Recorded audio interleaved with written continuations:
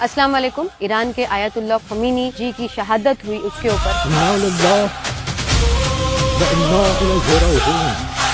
पिछले कुछ दिनों में न्यूज के जरिए, सोशल मीडिया के जरिए कुछ सेलिब्रिटीज, कुछ इंडियन आर्टिस्ट, इंडियन क्रिकेटर्स के मैंने पोस्ट देखे जिसमें उनका कहना है कि live in the country you support और support the country you live in. In fact जब मैंने भी स्टोरी लगाई थी उनकी शहादत के बाद, तो मुझे भी काफी लोगों के मैसेजेस आए कि आपको जो कंट्री में आप रहती हैं आप उसका सपोर्ट करें। हमने अपने देश के हित में ही हमेशा बात की है और हमारे देश की जो सीख है ना इंसानियत की, हमारे देश की जो ग्राउंडेड हिस्ट्री है वो आप पढ़ें, मजलूमों के साथ खड़े रहने की, हम उसी के साथ है। पॉइंट ये है, सिर्फ शिया मुस्लिम्स गम नहीं मना रहे हैं, जहाँ कहीं पे भी चाहे मुसलमान हो या ऐसा कोई भी शख्स हो जो इंसानियत को मानता है, उनकी शहादत का गम मना रहे हैं। क्योंकि जब इजराइल पिछले कुछ सालों से हर वॉर रूल को तोड़ करके जब फिलिस्तीन के ऊपर इजराइल ने ऐसे हमले किया, बच्चों की, औरतों की, आदमियों की जान गए, रूथलेसली उनको भूखा मारा गया, जब पूरी दुनिया की पावरफुल कंट्रीज इजराइल को सर झुका के सलाम कर रही, तब ईरान के जो लीडर थे उन्होंने लड़ना मंजूर किया, झुकना और डरना मंजूर नहीं किया। और रही बात हम as Indians, why we should be sensitive on this topic is because India की अगर आप हिस्ट्री देख ले तो इंडिया ईरान के इंडिपेंडेंस के बाद क्या रिलेशंस थे। आप जैसे लोगों को जो टी शर्ट पहन के लिख लेते हैं कंट्री में सपोर्ट करो, जो कंट्री में रहता है, आपको पता होना चाहिए कि आफ्टर इंडिपेंडेंस कौन सी कंट्री थी जिसने इंडिया को सबसे पहले ऑयल सपोर्ट की।